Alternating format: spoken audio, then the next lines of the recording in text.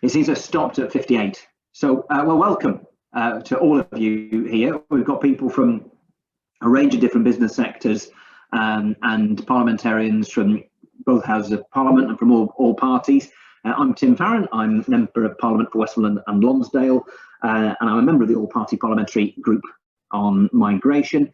And I'm chairing this particular session where we're really grateful in advance for the input that we're going to get from 4 speakers from representatives of different sectors of business, and then later on from 3 members of Parliament. I'll just very quickly run through who those people are.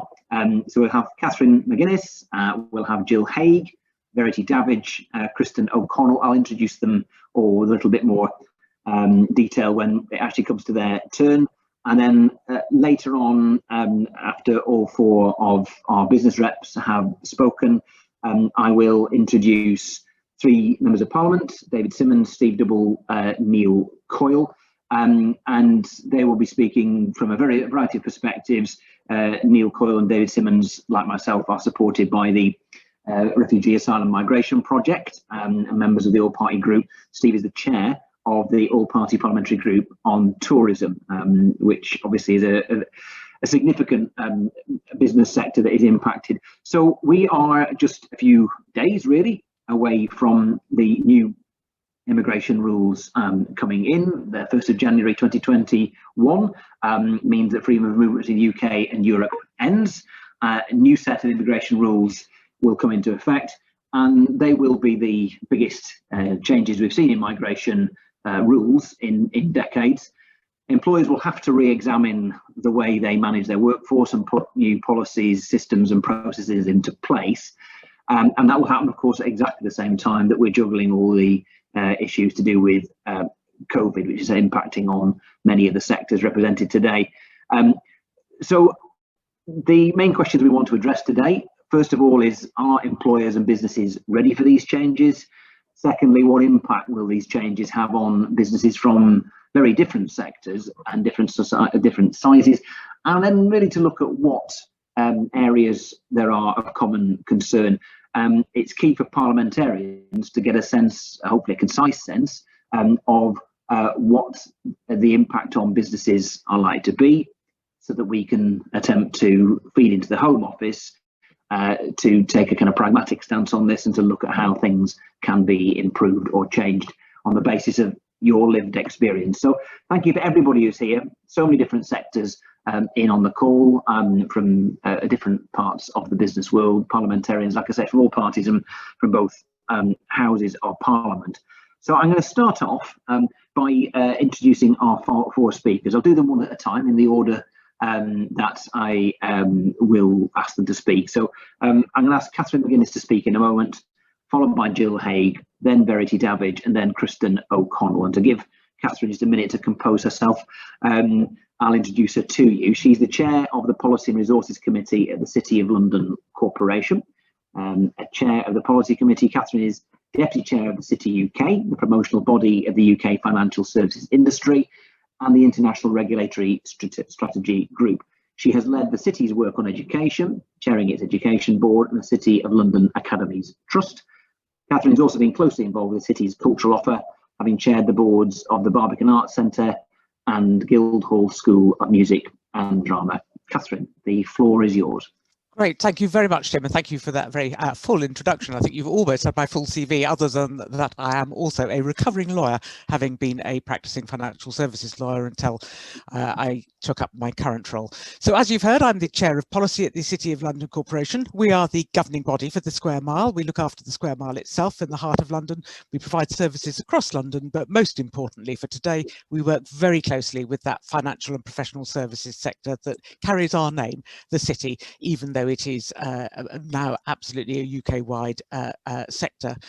So, and I'm going to speak particularly from the perspective of that sector around the importance of international talent. It's a global sector that we're fortunate to host. It requires an international workforce as well as strong domestic talent. And a recent piece of work which the City Corporation commissioned which we developed with EY on the immigration system. And indeed, I'll post a link in the chat when I finish speaking.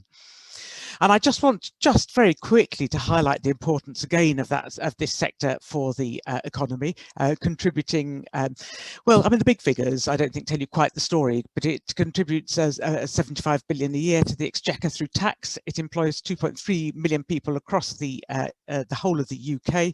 And what I think is very telling to me is that means around 1 in 14 jobs are directly in that sector. So you know, 1 in 14 is really very high. The ones that are directly in that sector, not necessarily the ones supporting those. Many of those jobs, many of them are held by people from around the world who bring skills, talent and expertise. And I think we estimate that around 28% of the sector's workforce is from outside the UK. But there are certain areas where actually that's higher. For fintech, which is very much an area of growth over the past few years and an area of growth for the future, that rises to 42%. And we've been consistently vocal at the City Corporation around the need for a world-class visa system that helps to attract high-quality professional talent into the UK. Now, I should say very clearly that that is alongside work which we engage in, ensuring work and discussions, ensuring that we also improve the pathways for domestic talent into the sector. So it's very much something where we're looking also at what we can do about attracting you know, the domestic workforce into the sector and encouraging it to progress there. But we also, as I said, need an international workforce. An international workforce for an international sector. So with the implementation of the new immigration system from January, we're really keen to support efforts to provide employers with a simple and flexible way to recruit skilled workers from around the world. And we think that that is absolutely vital if the UK is to retain its status as a world-leading, as a leading global financial centre. And in that recent report with EY, we've identified a number of recommendations about how a future immigration system could support business and also artistic and other sectors.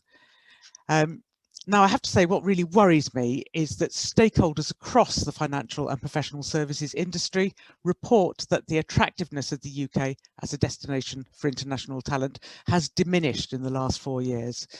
And I think that's a really concerning finding, and that's before the impact of COVID, which we might assume may also impact on how people feel about travelling. And we really need to take steps to reverse this trend, not least following the UK's departure from the European Union and the end of the transition period. And I would suggest that this new immigration system represents a great opportunity for government to raise the UK's profile as an attractive destination for workers and businesses alike. In particular, the financial and professional services employers would welcome, there's a number of recommendations that we would welcome. I have to say before I start that we've found the Home Office tremendously helpful. We've found them very collaborative. We've been you know, raising issues with them and have been very pleased with the responses we've been getting. One of the recommendations that we have had is that there should be a route for a new points-based, unsponsored talent route for highly skilled, with points available to applicants to reflect the various ways that international talent can contribute to the UK, looking at points around qualifications, for example, around a highly skilled job offer, or you know, having skills that are in high demand. And under that proposal, you wouldn't need a company to sponsor a visa application, and we really think that would be very helpful to get in you know, entrepreneurs and other really highly skilled people. We've also looked at ways in which the system could be streamlined, because something that we found in earlier research is that the processes can be tremendously burdensome and actually quite stressful. And so removing unnecessary administrative processes is really vital. We found that visa application processes in particular could be improved. Sometimes employers are required to submit application data repeatedly to different government departments, for example. So we suggest that the Home Office improves its use of data already submitted, for example, through existing payroll data, and also that company sponsors shouldn't need to report changes of an individual's address. We've also heard from the sector that the current and the proposed sponsored worker system doesn't allow part-time working for most people. Only the most highly paid would be able to work part-time. And the concern around that is that it impedes employers and their ability to meet flexible working objectives. And it can be quite a disincentive for some to come to work in the UK. It might be more difficult for firms to be as inclusive as they would like to be with their workforce. And actually, I think this is more of a factor as we look at the more flexible ways of working that I'm sure will remain embedded following our experience of the last few months. So to move on to another point, we explored ways for the system to be made more flexible for small and medium-sized firms. Actually, you would be surprised, but in the square mile, the heart of the business city, SMEs make up 99% of the businesses. So you may think that we're a place of big businesses. Yes, we are. And actually, about 50% of the employment is in big businesses, but 99% of our businesses are SMEs. And SMEs have reported that there are prohibitive costs in our systems. One of the charges made to businesses, the immigration skills charge, is a prohibitive cost, and that will become even more so once freedom of movement ends and it has to apply to more of their employees.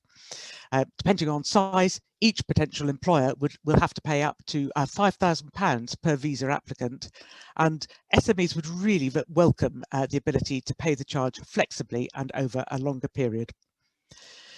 Since our report was published, I mentioned that we found the Home Office very receptive, and we're very pleased that we have had from government, we've had indications of some changes of approach. The sector's welcomed confirmation that immigration overstays as a result of the pandemic will be disregarded as well. It's welcomed the new expedited sponsor route, as well as changes to the intercompany transfer route that will give more flexibility for short-term assignments. Tim, you asked, is the sector ready for the changes that are coming? We're hearing a mixed picture at the moment. I think it's probably too early to say. We are hearing some concerns that people are not entirely ready. That may well be particularly true of our smaller firms, but I think it is yet to be seen, and people will be facing many other changes with the end of the transition period, deal or no deal. Looking forward, we really look forward to working with the Home Office and other stakeholders to help address some of the challenges faced by the sector, to make the system work better for everyone, and to continue attracting vital skills and talent into the UK. Because to go back where I started, it's really critical that we continue to attract international talent for the global sectors that we're lucky to host, at the same time as developing our strong domestic talent. That's it from me for the moment, Tim. Thank you very much, everybody, for listening. That's super. Thanks ever so much for that. We'll pick over some of the points you raised there, which are really interesting, and I'll move on to our second speaker, who is going to be Jill Haig, who of course works in my patch, who is the Managing Director of Cumbria Tourism, which is the county's official tourism destination management organisation, represents about 2,500 member businesses. So Jill joined the organisation in 2017. She was previously in leadership roles, senior leadership roles in travel and tourism, education and agriculture. So Cumbria includes 2 World Heritage Sites, the Lake District and the Hadrian's Wall, 2 national parks, the Lake District and the Yorkshire Dales. Has a huge reliance on the tourism sector, worth more than 3.1 billion to the local economy in a normal year. It supports about 65,000 jobs. Jill, the floor is yours. Thanks very much, Tim. I feel quite a weight of responsibility here because I'm talking as well on behalf of the industry as a whole. So I've just got 3 slides. We'll just move on to the next one. I will talk a little bit about the national picture. Then I'll talk a bit about the Cumbria picture, the regional picture, and then I'll talk about some of our asks and opportunities. So as you can see there, the UK hospitality and tourism sector is a massive success story, something we should be incredibly proud of. As a country, it received a tourism sector deal about 1.5 years ago, so I think that really does demonstrate the recognition that there is from government about the opportunity, the productivity opportunities that there are within the industry. But if I go back to even the beginning of March last year, the #1 topic amongst my members, but I think across the board, what was this issue, this whole issue about being able to attract the right workers from across the globe, but particularly Europe, to support the industry. And Cumbria Tourism was the only destination management, the only regional organisation that was working alongside national bodies like the Tourism Alliance, UK Hospitality, APPG, etc., on its ask of government. And then, of course, along came that thing that we've all been dealing with for the last 12 months. But you can see that the UK inbound were demonstrating that 65% felt at that point, back in February, that the policies, the regimes that were coming through were going to put businesses at risk.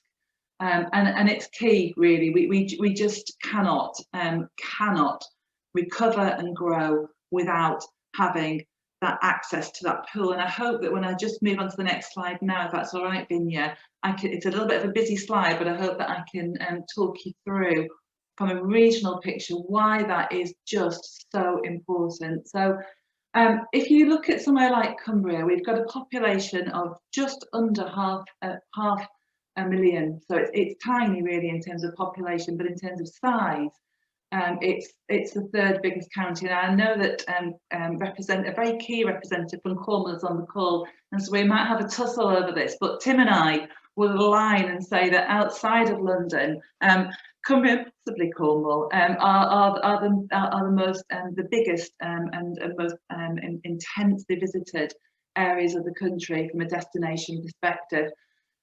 For places like Cornwall and like Cumbria, tourism is fundamentally the backbone of the economy. Tim's already mentioned the figures there, but in somewhere like Tim's Patch, the Lake District, Central Lake District area, more than 50% of the jobs are tourism related, and that includes the important supply chain. And that has such a knock-on effect in terms of communities and community facilities, health and well-being. But we're also a beautiful, beautiful place to live and certainly to retire. And so we have a really super aging population, which is a huge concern, not just, I have to say, to the tourism industry, but to the county as a whole. And you can see there the worrying stats we've got in terms of that declining working age population. And even those that are working are of a significant age. Quite interesting, actually, that quite a lot of over 55s have been employed in the tourism sector, but this year, because of COVID, we're seeing a lot of those people choosing, self-selecting to come away.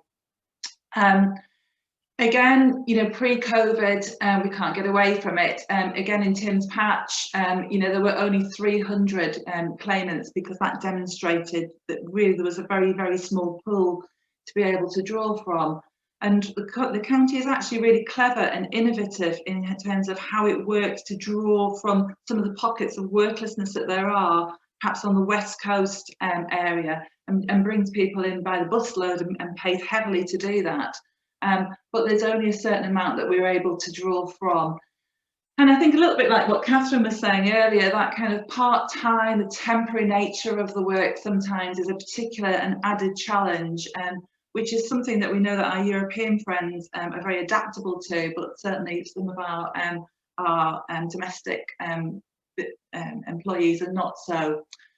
Some statistics there from probably about February, actually, when this was the most worrying time. But what I would really like to show you is that, you know, you would think with the impact of COVID, and certainly there was a time this year where, again, Tim's Patch was the furlough capital of the year, but you can see there that when the lockdown ended and that summer season kicked in, and we had this real boom, and which we hope to retain in terms of valuing holidays and staycations at home, we immediately went back to this challenge in terms of recruitment, and it's some of the very specialist roles that we're really struggling to fill, but certainly some of the key roles in terms of face-to-face domestic support as well. So really huge problems there. And what that does, of course, is it means that we have to rely much more in terms of increasing salaries, relying on agencies, and the costs go up.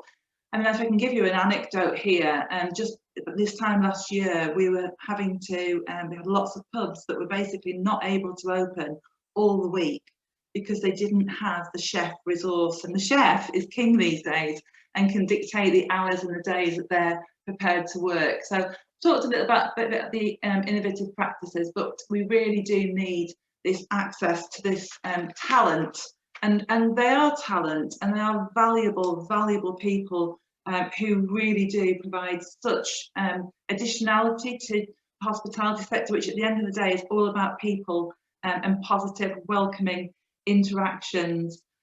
My view is that a little bit like Catherine, I don't think we're ready. And I think that had we had another year, we might have been more prepared than we are. We have the tourism sector deal, we have the support that's coming from government, the recognition within that.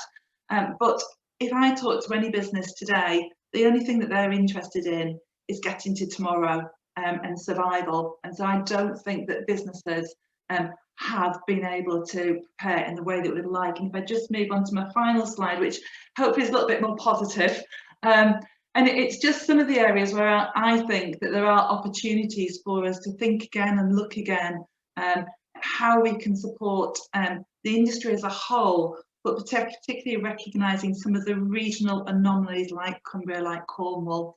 So we'd like to see the Youth Mobility Scheme explored in greater detail with the opportunity to include EU countries on a reciprocal basis.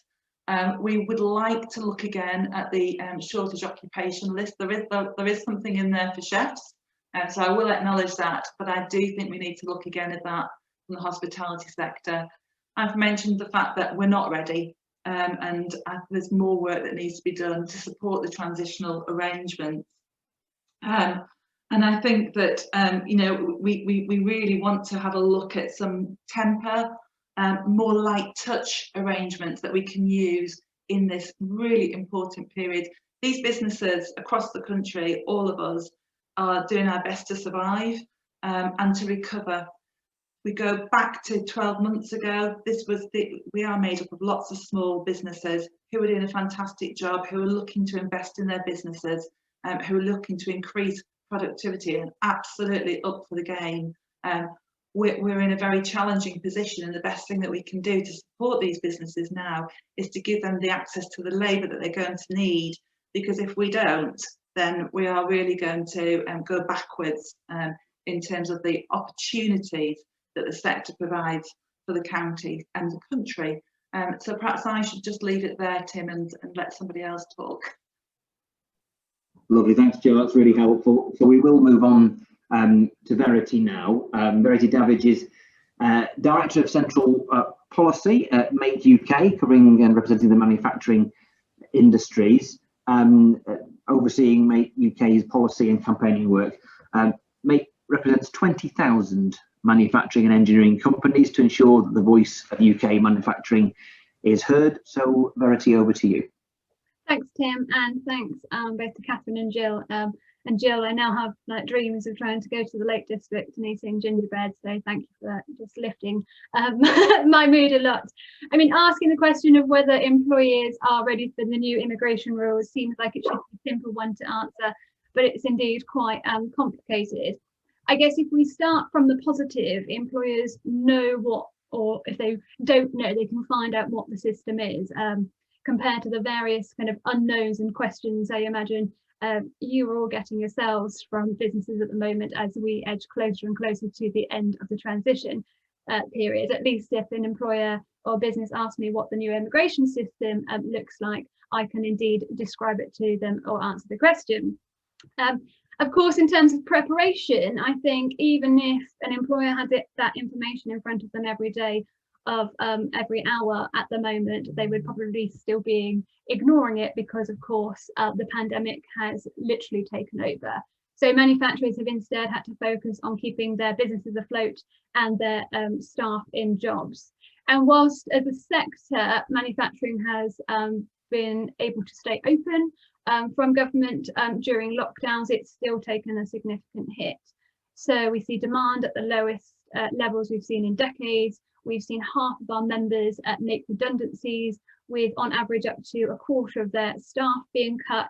And the majority of companies now telling us it would take over a year still to return to anything like normal trading conditions. That said, to kind of pick again, try to find the green shoots. When we look to next year, manufacturers do believe that the number of their kind of permanent employees will increase. I mean, you're probably, that's against a very low benchmark this year of large scale redundancies, but that point is that recruitment will begin to pick up again, and they will be looking at where to fill those job roles. Now, the vast majority of UK members haven't engaged with the non-EU points-based system. So it's only around 1 in 10 that regularly recruit from outside of the EU. Compare that to over 3/4 of companies that are currently recruiting EU nationals. So we have a huge number of manufacturers who have never had to engage with a points-based system, and this is going to be brand new territory for them. And EU nationals, I think it's always assumed sometimes that, particularly in sectors such as manufacturing, that they fill low-skilled roles, and actually that's really not the case. So all of our work points towards EU and non-EU nationals filling job roles across the manufacturing sector. Now, sometimes, frankly, EU nationals tend to be initially recruited in perhaps a lower skilled roles, but what employers soon find out is that their skill level and qualification is indeed a lot higher than that role. So you see a lot more faster and quicker progression. And that's really important, because a lot of our work at the moment on looking at where jobs and skills are in the near future is more on those skilled trades and technician level roles. So Make UK, together with, I think, a number of stakeholders on this call, campaigned very heavily and worked very closely with the Home Office in the creation of the new immigration system to make sure that we had, a salary threshold that was more in tune to kind of average pay across all sectors and all regions, and indeed a definition of skill that actually reflected a skilled worker. So it was really pleasing that actually we did see a lower salary threshold and a definition of skill that then actually included the likes of engineering technicians and lab technicians, because if they aren't skilled people, I really don't know who is. But as I mentioned, a lot of companies have simply not engaged in a points-based system before, so it's pretty much unknown territory. Learning how to become a sponsor, to get licenses, to pay quite significant fees at a time where they are cash strapped, making pay freezes, making people redundant, and actually the cost of recruitment is going to go up. So I think what we might see initially is some different behaviours when it comes to recruitment.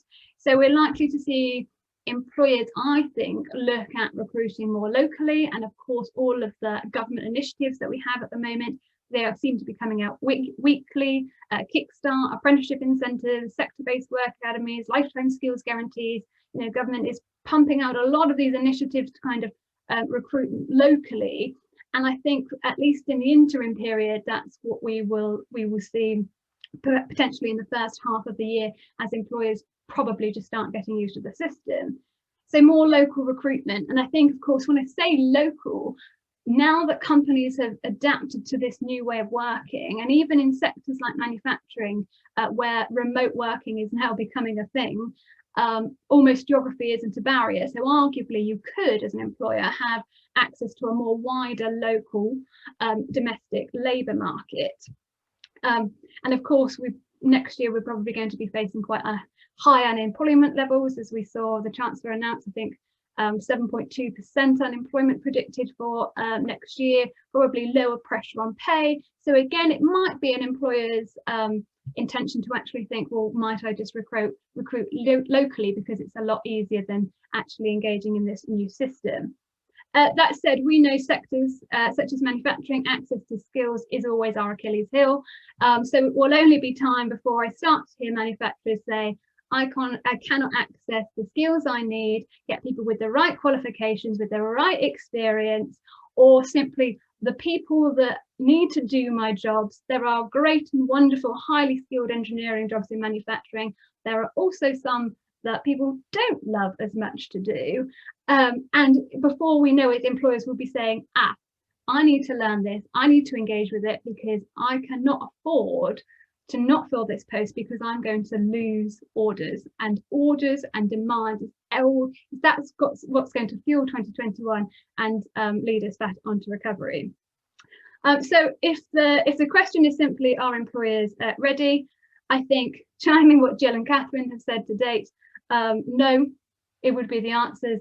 There are far too many competing priorities at the moment, but as you said, Tim, we are now weeks away, and I feel like it won't actually be until, you know, we move into the month of January, where employers are looking to recruit again. They realise they can't get it within the domestic labour market. They look outside, and suddenly, bam, they are hit with a system and very little support, particularly for small businesses, available to them. You know, we're working closely with the likes of Fragment and others, just to really be giving companies as much information as possible. But at the moment, it feels like you're kind of force feeding businesses information when they're really saying, do you know what, I just need to keep going.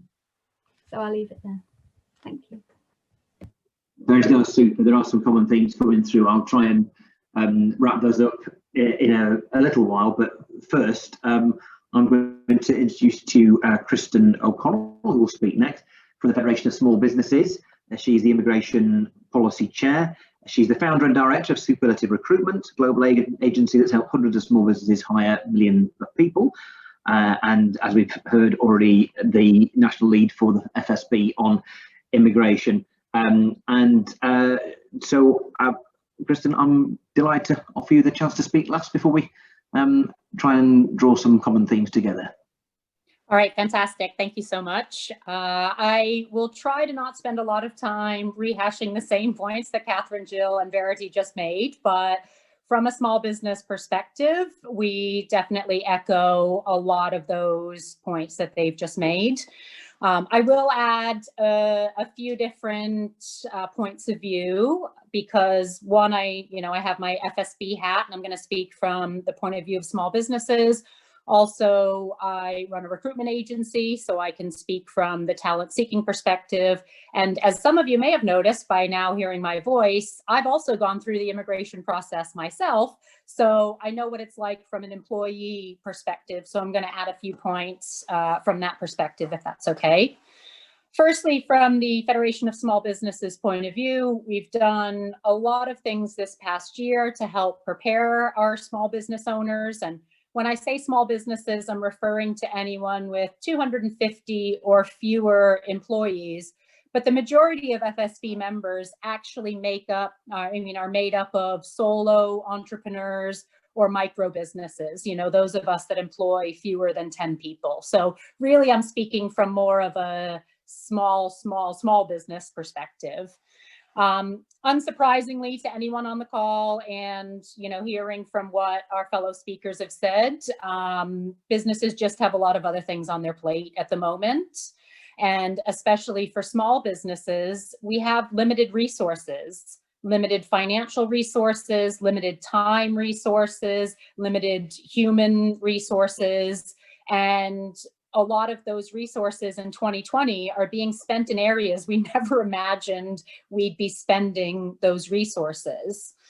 FSB research shows that 25% of our members employ at least one EU citizen. And I know that the general public is really, really naive to this fact. I know obviously social media is full of chaos at the moment, but I found myself in a discussion the other day with somebody asking about the positives versus the negatives of Brexit. And I'm not sure where this person lives. It can't be in London, but he said something to the effect of, I imagine UK citizens employ somewhere around 0.01% EU nationals.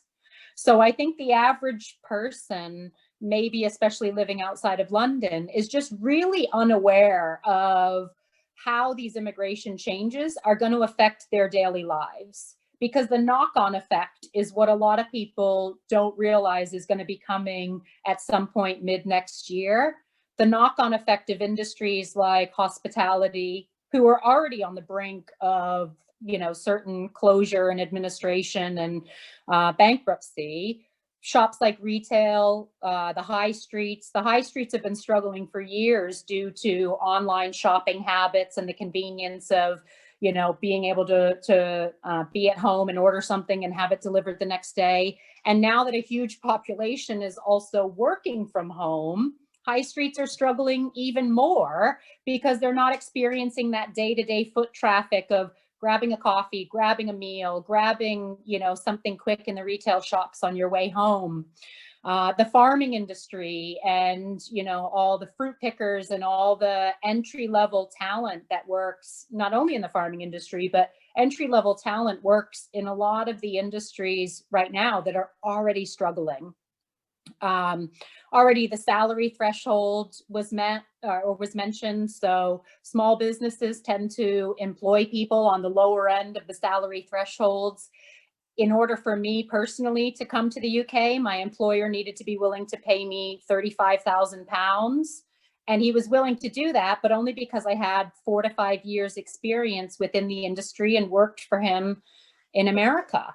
But it was a costly process. You know, it cost him money to sponsor me to come over here. And it cost me money personally to, you know, apply for my visas and get the visas approved, apply for my settlement.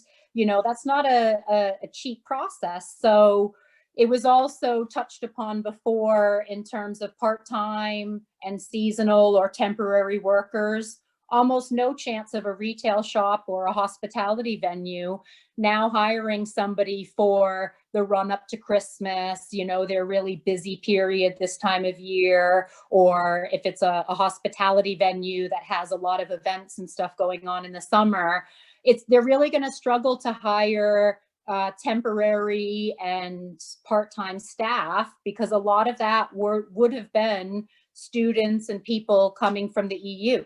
Part of the reason why I chose to settle here is because I came over as a student when I was 20 and I lived in London. I wasn't able to work here, but we see a lot of that happening from EU nationals. I have several contractors that are from the EU. So I'm all about access to global talent. And I think 2020 has shown a lot of employers that it's actually not impossible for your employees to work from home. You know, maybe before the lockdowns and everything hit, they were reluctant to allow people that level of freedom. But then when being forced into it, a lot of employers have realized, oh, actually, we can get similar or, you know, good enough results with our team working from home. It's making them question their overheads. It's making them already think about sourcing. As a business owner, I get approached almost daily about someone offering me VA work from outside of the EU, even in countries that are willing to do, you know, virtual assistant work for me for £3 an hour. And that's going to be a major threat to UK citizens looking for minimum wage work when employers can hire, you know, talent. It's already a threat, and it's going to be even more of a threat. Let's see, sorry, I'm also, I think the recruitment industry itself has flipped on its head. You know, I've worked in the recruitment industry for 15 years. And so we talk about supply and demand the same way we talk about the housing market being a buyer's market versus a seller's market. We talk about the recruitment industry the same way. It's either an employer's market or a job seeker's market, in terms of how many jobs are available versus how many job seekers are available. And I happened to launch my business back in 2008 during our last recession. And it was quite easy to get people to apply for jobs. But like Verity said, it was only a matter of time. Before then, a lot of admin work was spent on weeding through the number of applications to find the quality. Well, at the end of 2019, I would have told you that volume is the biggest struggle. Getting a high number of people to apply for your jobs was a huge struggle at the end of 2019. Now it's the opposite. Now we almost get too many people applying for jobs, but we just can't provide work for all the people that are applying. And it's a very tricky time to now introduce a brand new immigration policy. I already talked about the knock-on effect and how naive the public may be to this. I talked about the industries that are really at risk. Another point we are very concerned about is the time to hire. A lot of these industries that I spoke about, the small business industries, hospitality, retail, anyone looking for that entry-level talent, they don't necessarily have 30, 60, 90 days to wait for someone to fill that retail role or that hospitality role. Like Verity said, they're going to miss out on sales and revenue in the meantime. I'm not 100% sure on this one, but previously with the immigration process, we had to advertise roles for 30 days here in the UK before even considering international talent. I'm not 100% sure if that's still going to be required, but that's again going to be a big barrier to a lot of these small businesses that are used to being able to hire temporary part-time staff within sort of 24 to 48 hours. Now, all of those negatives out of the way, we do see some opportunities here. We see opportunities for collaborations. You know, perhaps there's ways for a lot of our small businesses to work together and be able to offer bigger and stronger opportunities. So rather than hiring talent, maybe two businesses can merge and work together and service their clients that way. So we're hoping that through the Federation of Small Businesses, we can offer opportunities for our members to collaborate more so than compete or source talent. We're also hoping that the government considers offering some grants. They've obviously been very generous with grants in terms of companies that have had to, you know, close due to lockdowns, or companies that have had you know, sales fall off. They've been very generous with the grants that they've offered, but we'd really like to see some grants being offered to cover some of these sponsorship costs. And I think it's also an opportunity to consider some, I don't want to call them collaborations again, but a good example would be the ADECO is able to provide, so the Kickstarter program, ADECO is able to act as a third-party intermediary for small businesses that are unable to meet the government threshold of providing 30 jobs under the Kickstarter program themselves. Big businesses, no problem, they can provide 30 jobs. But what ADECO has done is for companies that can maybe provide 1 to 2 jobs, ADECO is actually applying for that Kickstarter license. They're employing the staff themselves, but the small businesses are required to provide meaningful work for, you know, those young employees. And I'd like to see something at least considered in terms of sponsorship visas. So if there's a company like ADECO willing to pay once for the sponsorship license and willing to be that intermediary for other small businesses that are also looking to hire EU talent, I'd like the government to consider ADECO or whoever it may be as a viable solution to help these small businesses, because small businesses are, I mean, we're being decimated at the moment because through lockdowns, through you know, people being unsure about their employment futures, the furloughs, and the, you know, just everything. I don't need to beat a dead horse. We all know what's going on in the world right now. So again, to agree with my fellow panelists, no, I do not think businesses are prepared for this. We're in survival mode, not necessarily in thrival and growing mode. I think we'll be shooting small businesses in the foot twice because we've forced them to lock down and, you know, not open themselves up to as many customers as they're used to. And then on the back end, we're also not going to allow them to access the same talent that they're used to. It's not looking like bright horizons for 2020 for small businesses, if I'm honest. I'll leave it at that. Listen, thanks ever so much. So I'll just have a recap ready from me. Catherine, Kristen, Jill, and Verity, thank you very much. There's, I mean, common theme. I guess for positives, people have found the Home Office a good outfit to work with, and have been listening and want to make this work. One thing that's just worth bearing in mind, of course, that the threshold had been £30,000 a year salary. That's been reduced to 26,500. If you're in a place like Cumbria where that's, you know, above the average wage, that's that's still a tall order. But nonetheless, I think some movement there has been definitely been welcome. Obviously, I think, you know, when we asked you to talk about whether people were ready or not, and the obvious answer has been no, and I suspect COVID is a major reason why, and that's been a theme that's come through from all four of you, that COVID has meant people are literally just focusing upon surviving, keeping the wall from the door, keeping the business going. They haven't had the space to think about what happens on the 1st of January. Yet, you know, you have, I mean, we heard from Catherine in the city, you know, something 28% of the workforce from outside the UK, in fintech 42%. Within obviously the industry, hospitality industry, but across the country, you know, something like 77% of employers with recruitment problems to start off with. Of course, you then have the issue with higher unemployment. Jill talked about there being, on average, or certainly at the point COVID began, or just before COVID began, with literally 300 claimants in my constituency, and now that'll be up to, you know, 2,500 now. We've got to hope that is a relatively temporary state of affairs. So there's that balance between wanting to recruit people from overseas, but also, for a period of time at least, having a market locally. Certainly the issues we heard from Kristen and Verity, the fact that this is a new world for people, that a real striking revelation from Verity that only 1 in 10 firms are regularly recruiting outside the European Union, and therefore have the first foggiest what this is all about.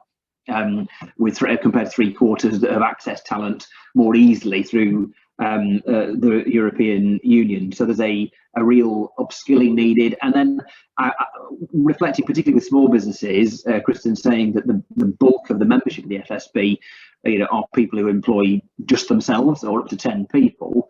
There's no back office there to be able to do the admin that a larger outfit will be able to do. Some real positives in terms of grants, kickstart money and what have you, but a real need to make sure we target that in filling gaps where it's necessary. So look, we're a little bit later than I wanted to be, but I didn't want to stop anybody because that's all really genuinely fascinating and really useful stuff.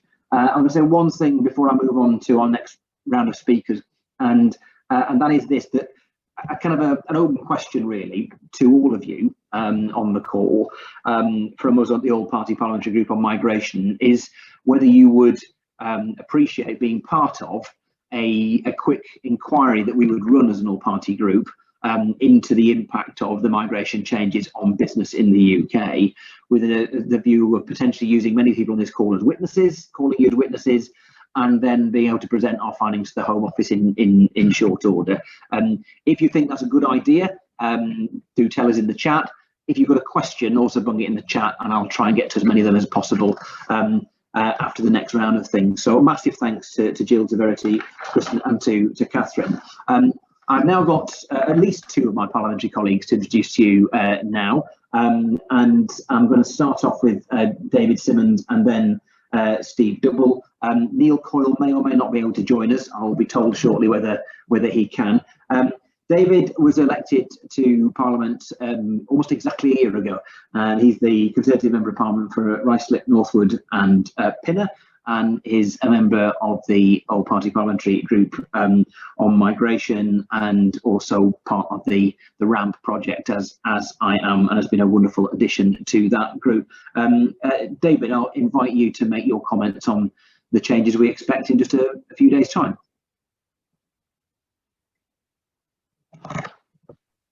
Well, thank you, Tim, for the introduction. We've all been debating the issue of the European Union and the impact on business and migration for a very long time.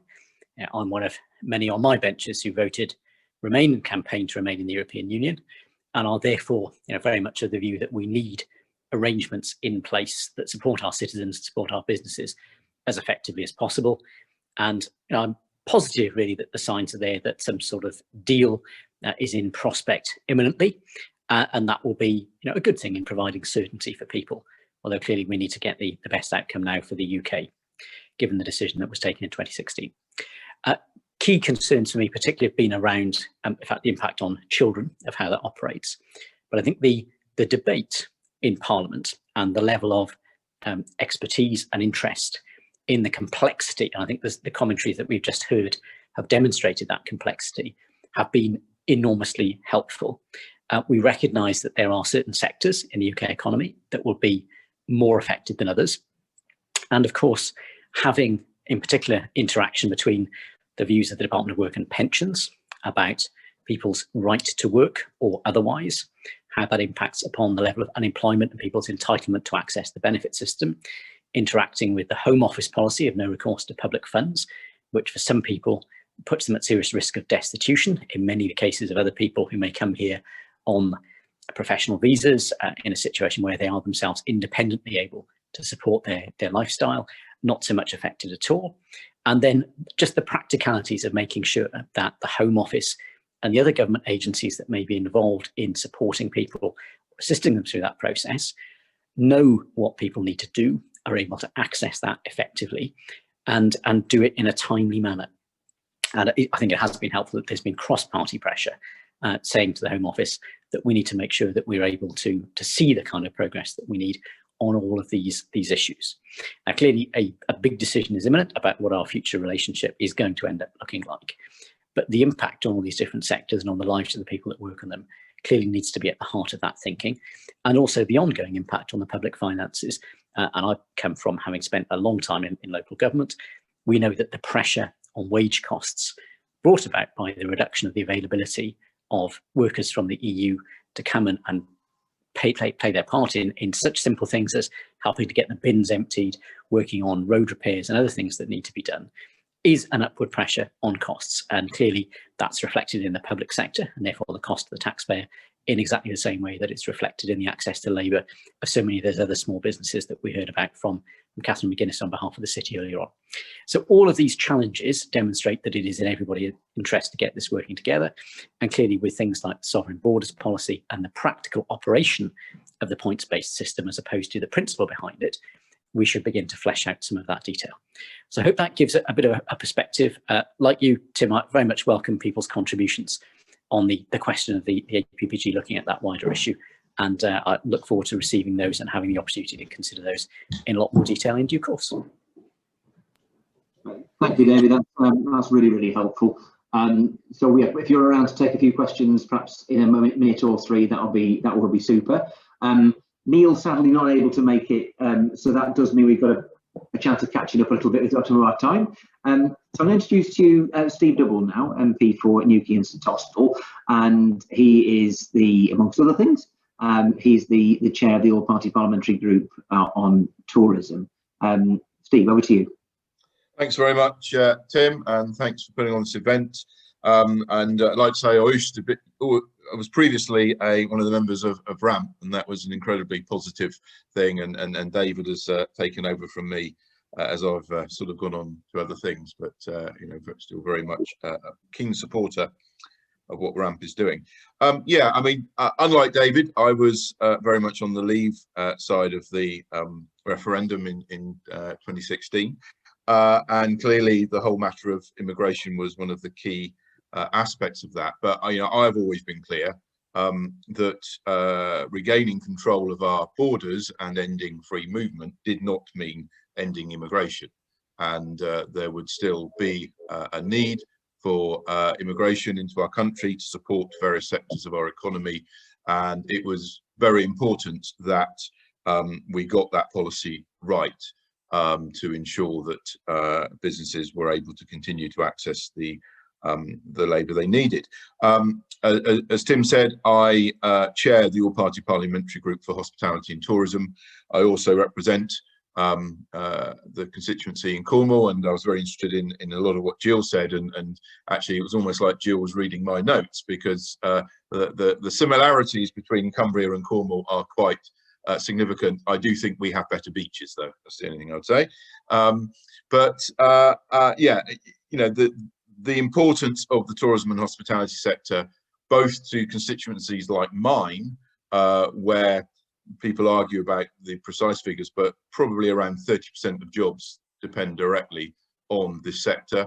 If you take the town of Newquay that I represent, it's actually 50% of all jobs are dependent on tourism and hospitality. But across the UK, it's around 9%, and it's been a very, very significant part of our economy in recent years that has been responsible for producing 1 in 6 of every new jobs that we've seen created over the last 10 years or so, and very much has contributed a very big part to the growth and job creations that we've seen. And part of that was very much reliant on migrant labour. We cannot get away from that fact. Now, what I find within the businesses I talk to in the sector is, there is a broad acceptance that we have to change our immigration policy, that we have to end free movement. There's nobody really trying to prevent that from happening. But as I said, that does mean to say we need to get the policy right, and one that works for a very important part of our economy. There was, I think, high hopes of a lower skilled work visa. I'm not a fan of these terms, lower and higher skilled. I think one of the things that the last 10 months has taught us is that people that we perhaps considered low skill are actually pretty essential to the running of our country and our economy, and actually what someone is paid and whether or not we perceive them to be low or high skilled isn't actually a good measure of how important they are to our country and our economy, and maybe we do need to find better terminology, but that's the term that gets used. And there was hope of a low skilled work visa which would have met the needs of the sector, and I have to say, before the election 12 months ago, that certainly seemed to be what the government were saying, and I think there's been great disappointment that that doesn't appear to be now the case, and that has clearly presented a number of challenges of how the sector of tourism and hospitality is going to meet its needs in terms of its workforce going forward.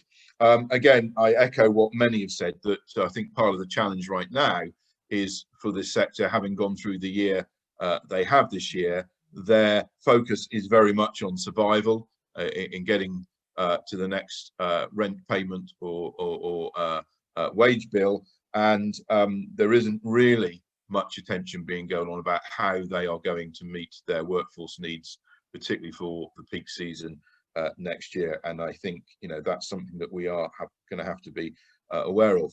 However, again, as others have said, the unknown factor really is what impact the COVID pandemic is going to have on our workforce and unemployment, and whether or not the sector will be able to find the workforce it needs for next year, because of the regrettable job losses that we have seen. But what I would say is, even if that is the case, that doesn't really solve the long-term challenges that the sector will face, I believe.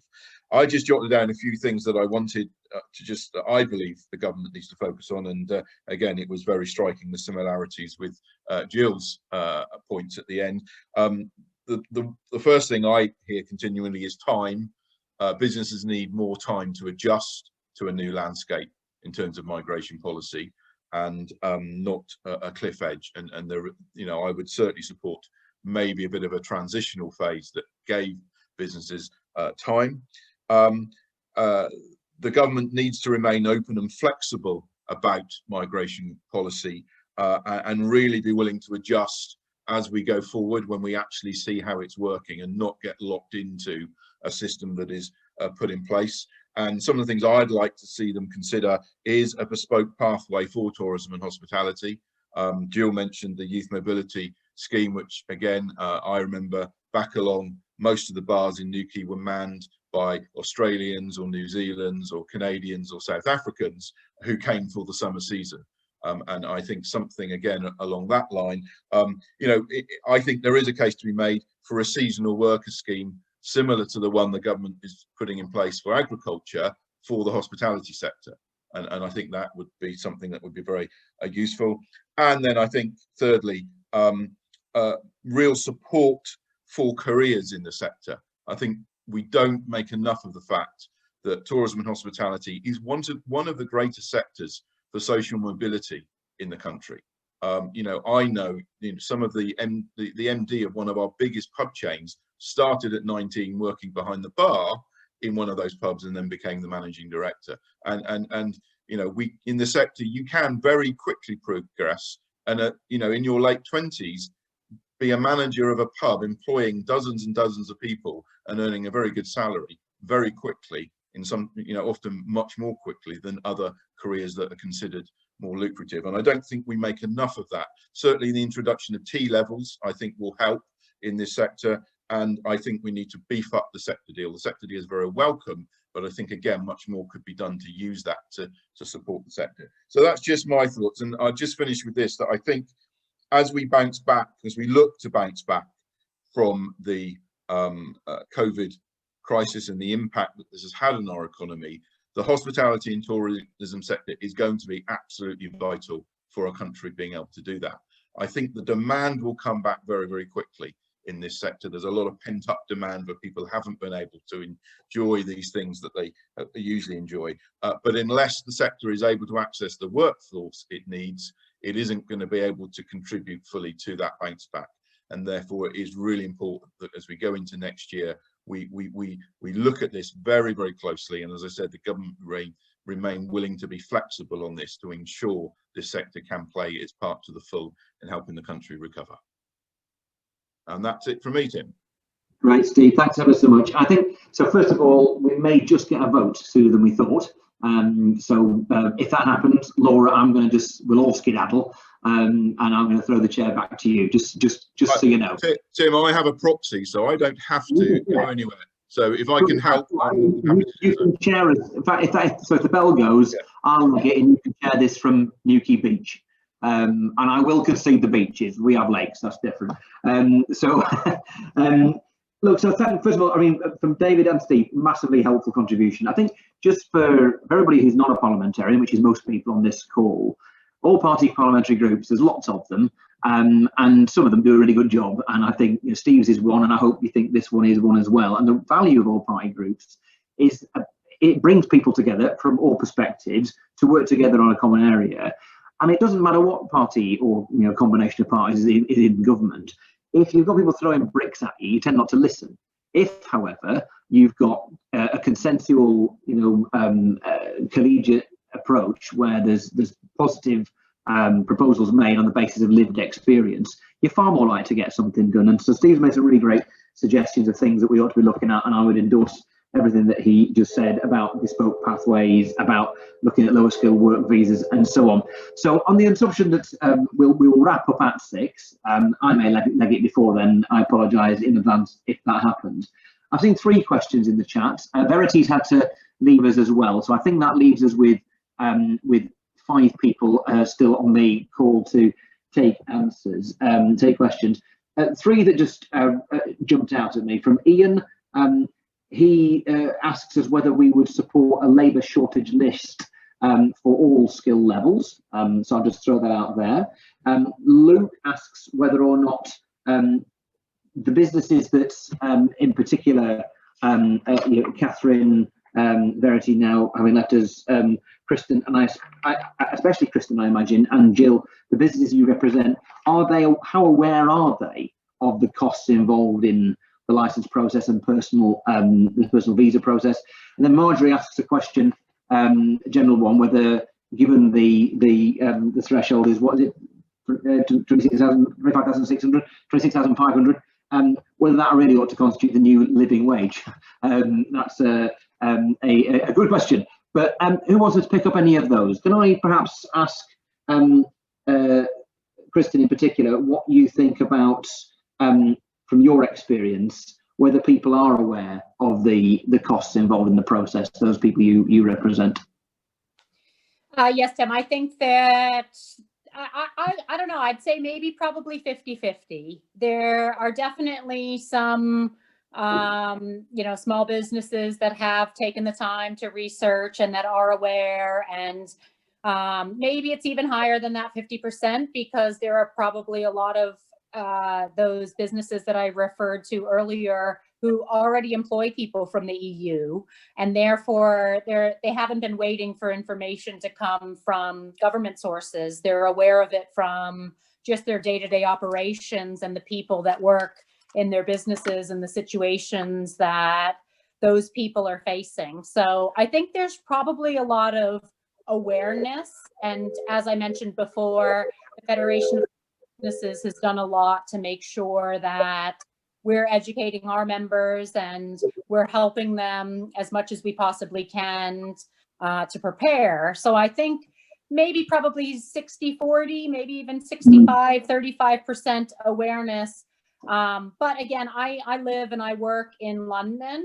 So I think the awareness is probably a lot higher in diverse cities like London than it is in other areas of the UK. Because I did mention before, I had a disturbing conversation with somebody on social media, and his argument to my defense, and he admitted that it wasn't researched, but he said, I believe UK citizens probably employ 0.01% EU talent, and that's just not the case at all. So I think employers are probably aware of the costs and aware of the process, but not excited about it, not excited about having to spend £3,000 and then ask the employee to probably spend another £1,000 getting that visa, especially because the industries I referred to often aren't offering long-term permanent positions. That's ideal, you know.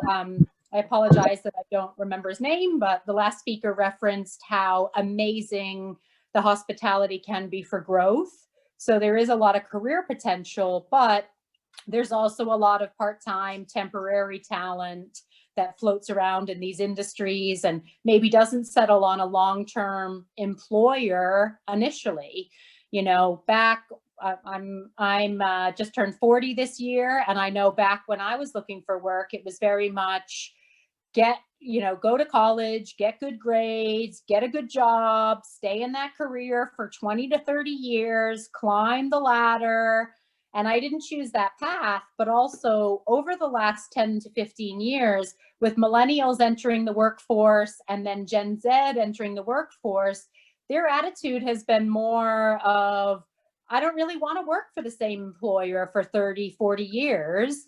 I'm likely to work for an employer for 2 to 3 years and then go somewhere else and kind of climb a diagonal corporate ladder, jumping from company to company rather than staying with that same employer. So that's a major sort of concern and threshold that the industries I referenced before are going to face in terms of securing that talent. They're going to have to take a risk on that entry-level employee being, you know, the person that's going to climb the ladder with them, not just within the industry. Right. Kristen, thanks very much for that. You may or may not be able to hear the bell is going, so I'm now going to leg it and leave you all in Steve's incredibly capable hands. So he's obviously a very wise man because he booked a proxy. Anyway, I don't have time to go into the detail. So thank you to all of you. I may be able to rejoin you by the end. I've got two things to say before I hand over to Steve. First is that Catherine has raised her hand to speak, so I'm going to ask Catherine to speak in a moment, which gives Steve a chance to collect himself and be prepared for what comes next. And then finally, my question to all of you is, would you be interested in being involved in an all-party parliamentary group on migration inquiry into the application of the new rules? And if so, would you be willing to be a witness in that process? I'm going to desert you. All the best and thank you. Great, thank you very much, Tim. I just wanted to come in on that question of cost, and Kristen will have a better feel than me for how many people are aware of it. But what I would say is I have a real concern. My sense is that the firms that we work with, the SMEs and the it could be at the smaller end of the spectrum where people are particularly sensitive to the costs, and I'm really concerned about the impact that this may have on that tech sector, where I mentioned that it relies on about 42% overseas workforce. It's a critical part of our growth for the future, encouraging that sector to keep developing. I'm talking about fintech and the sort of tech related to the financial professional services, and it's important in itself as a growth area, but also because we need to stay at the cutting edge of the sector if we're going to remain global leaders. So I am worried about the cost sensitivities there. There's already intense competition to attract startups in this space, startups from all over the world. We want to stay really competitive. So that is a particular worry I have on the cost. cost. On the labour shortage list and that sort of suggestion, we didn't look specifically at that in our report, but it seems to me it's definitely something that is worth looking at. And I mean, it chimes with our idea, for example, about a skilled worker route where one looks at the level of qualifications or whatever, you know, for people to come in. So I would say, yeah, definitely worth looking at. Thank you, Steve. Over to you. Thank you for that, Catherine. Does anyone else from the panel want to comment on the questions that have been posed so far? If I can just Yes, come Jill? in, yeah. I mean, on the point about the cost, I think my concern again is that there probably is an awareness. To be honest with you, it's not something that gets flagged up, which is surprising. So perhaps that means there isn't awareness.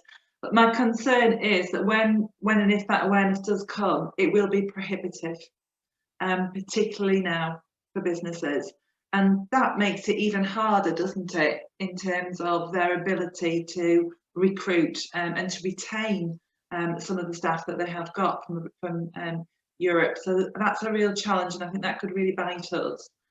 I really do like some of the ideas that have come up in here, and actually some of the suggestions that you've mentioned yourself, Steve. So, you know, I really do like the idea that's in there about some kind of skills scheme, and we would really support that. And I thought the question was really interesting about the 26,000 basic living wage, and I was just doing some really quick maths on my calculator there. So I know that in Cumbria, our businesses have to pay above the minimum wage, because actually it's so easy for people to move around between jobs and play people off. So, and I mentioned those agency fees as well. But in addition to that, working within the hospitality sector, you've talked, Steve, about the fantastic career progression. It's really exciting career progression.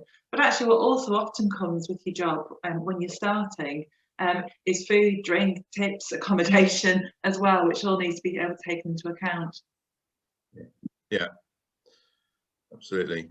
Does anyone else want to comment on those things? I mean, there was a question, I think, about the labour shortage list and whether we should have that.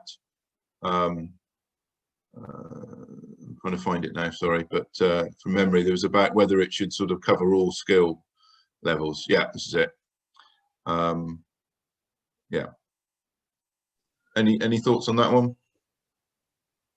I mean, from a tourism perspective, it makes absolute sense. You talked, Steve, when you earlier about the scheme that there is there for the agricultural sector, the seasonal scheme, which is also excellent. And you also talked about your disappointment that the low-skilled visa didn't come through. So this seems to be a sensible way to relook at that and bring that forward.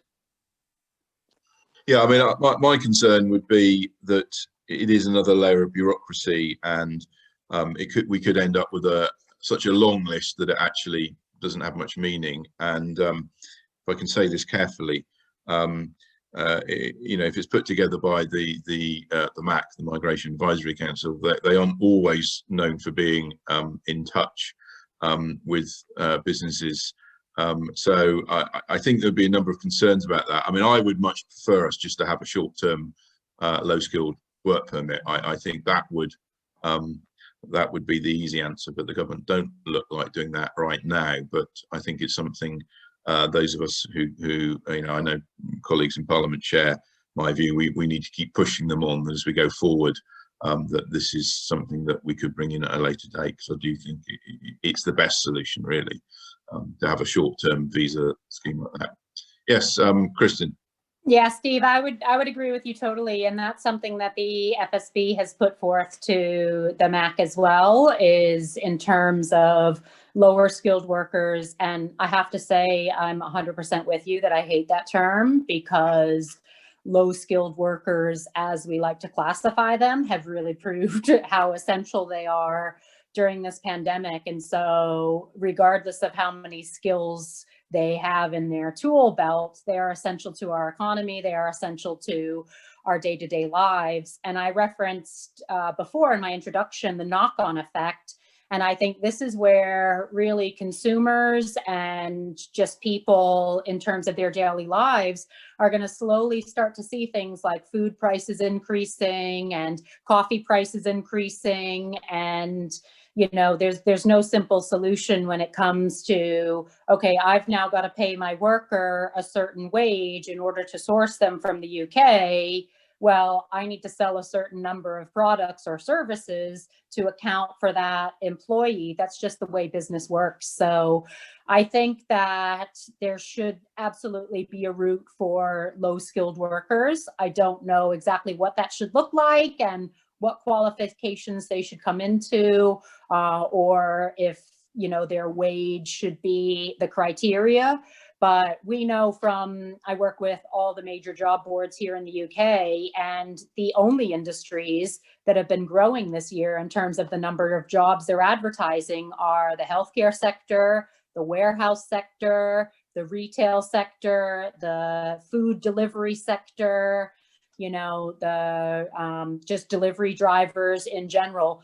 Every week I get an email from our read.co.uk sales advisor, and it's the same industries that are growing, the same industries that are advertising more jobs. And a lot of these would be qualified as low skilled entry level jobs, but they're essential to our day-to-day lives and essential to our economy. So even though it's not something that the Home Office and the MAC are considering at the moment, I'm hoping that maybe by March, this is something that they realize is really important to the small businesses being able to survive and thrive in the new economy.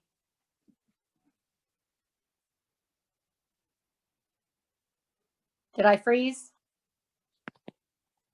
Or did Steve freeze? No, I think we're waiting for Steve to come back in. Okay.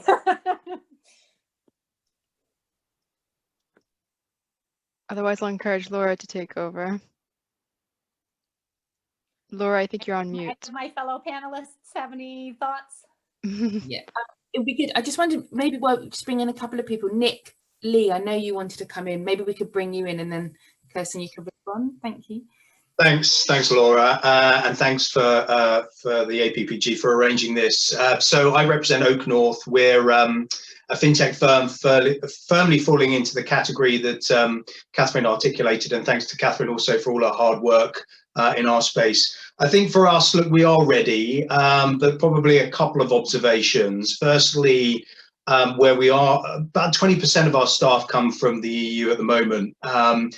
Part of the reason that we recruit overseas is there just simply isn't the skills available for our kind of technology business in the UK. It's a pretty competitive field, and the supply of particularly the IT engineering skills is pretty low across all of those fintech firms, and pretty competitive position. So we do recruit significantly from overseas. 20% of our workforce historically has been from the EU, and obviously we're moving from a pool of 500 odd million people that can seamlessly come to the UK to 65 odd million just focused in the UK. So and we're ready to go through that visa process, but what we really do need from government is a commitment to making that process as frictionless as possible, and also to make it as speedy as possible as well. In the past, we've looked at delays of up to 9, 10, 11 weeks to get decisions on visas, and we really do need to be hitting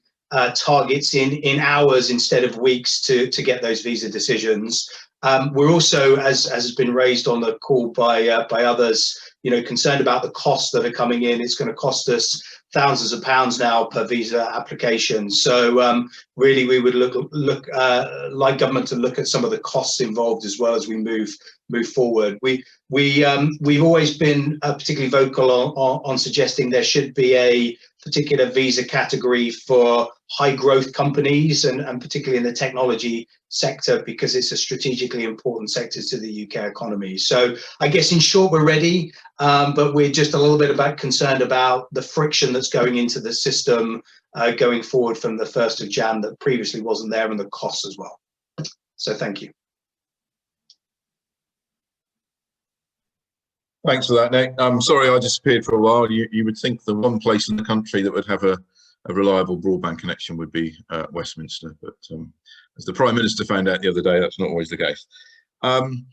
I've had a couple of questions. I think one particularly directed, I think I'm the only parliamentarian on the call now, so one particularly aimed at parliamentarians could share their views on how we better reconcile the UK skills shortages and long-term skills agenda with our immigration policy, so that these work together collaboratively rather than isolation. UK visa policy used to be a remit of DFE. And I do think that's a very good question. I mean, I personally would like to see immigration policy put into BEIS, into the business department, because I think that's the essence of it. It has to work for our economy, and actually have BEIS running the policy. The Home Office may be running the delivery of it, but the actual policy being put together by BEIS is what I would like to see happen on that. Then I think it would be better suited to the needs of the economy and businesses. So that's my thought on that one. Any other thoughts or comments from our panelists? I wonder if I could come in very quickly on the question that's been raised about training rather than recruiting. So I think something we're very focused on, I mentioned right in my initial remarks that as well as recruiting from overseas, the sector needs to be very focused on the domestic workforce and what we can do about talent and skills here. And a particular initiative which we've been involved in, the Financial Services Skills Commission, which is a cross-sectoral group for the financial services sector, looking at developing these skills for the future, looking at what people need to reskill for the way that work is changing, what they need to be able to progress in their existing jobs. So I think it is absolutely critical that we look at this alongside anything else that we're doing. It's really vital, otherwise we waste an awful lot of potential. In fact, there's the whole raft of making sure people who want to come into jobs have the training that they need to progress, etc. It won't, at the end of the day, take away from the fact that for the sort of sector I'm talking about, it is an international sector that we're fortunate to have making such a contribution to our economy, and it will always need that international workforce as well. So I think the two go very much hand in hand, and we need to focus on both. Excellent, thank you. Does anyone else wish to comment? No, okay. There was another question, I think, about is there any news on the future of the seasonal workers scheme? It's currently under review. I assume the question's about the SAWS, the seasonal agriculture worker scheme, and there's been a pilot run, and it's an issue that I have taken a keen interest in from my part of the world, because we rely heavily on migrant labour for much of our agriculture, and particularly things like flower picking at this time of year. Other parts of the country, later in the year, it would be fruit picking and harvesting, that sort of end of the year. But one of the things that I'm concerned about is that different parts of agriculture and horticulture have different seasons, and actually having a SAWS scheme that only meets the sort of summer harvest doesn't actually help places like Cornwall and the Isles of Scilly that rely heavily on migrant workers for picking flowers in late winter and early spring. So it's something that I've been quite engaged with. The government has said have run this pilot and have committed to put a scheme in place for next year, but I think there's a bit of tweaking needed to make sure it really does work right across the sector. So we're still on the case on that one. Okay. I think we're nearly out of time, so I don't know if anyone on the panel just wants to very quickly just say a couple of words to conclude. I'm happy to, Steve. Jill. I mean, thanks so much to Tim, yourself, and the team for pulling this together. It's brilliant to be talking with across sectors and across industry and across parties as well. And I think that the idea of bringing together the inquiry is going to be really valuable. And what's really positive is that we're still listening, we're still talking, we're still trying to find solutions together. This isn't the end. This is helping Britain to recover. Yeah, absolutely. Yeah. Okay. Yeah, if I can just conclude, I'd like to say the same. I think it's great that the conversations are happening and that there's forums like this that are an open opportunity for people to ask questions and to educate themselves. And I think it's just a matter of keeping in touch, not only with the government bodies and the decision makers, but with businesses of all sizes, and with consumers and their behaviors. And I think that there's definitely some lights at the end of the tunnel. And I think that the UK is a very strong country, which is the reason why I moved here in the first place. And I think that we will find our feet. And I think that there's going to be some inevitable challenges that we'll face, but I think that the government will pull together and will provide the resources and the support that small businesses need in order to thrive in the new economy. They've shown that this year that they're willing to support businesses, and I really look forward to seeing what comes not only of this panel, but of other future panel discussions around this topic. So thank you for having us, and thank you for listening. I think I'm being told our time has gone, so I need to wind it up now. Thank you very much for everyone on the panel that contributed, everyone who joined this call. I think it's been really helpful and very positive, and all the comments about keeping the conversation going. I definitely are of the view that even once the government has their policy fully in place, that is not the end of it. We need to keep a close eye on it and keep lobbying where we see need changes, and hopefully this APPG can continue to very much play a part in that process. So keep in touch with the Secretariat, with RAMP, and thank you for your time today, and hopefully we'll see each other again, who knows, in person in the months to come. But thanks everyone, very, very helpful session, and I wish you all well. Thank you.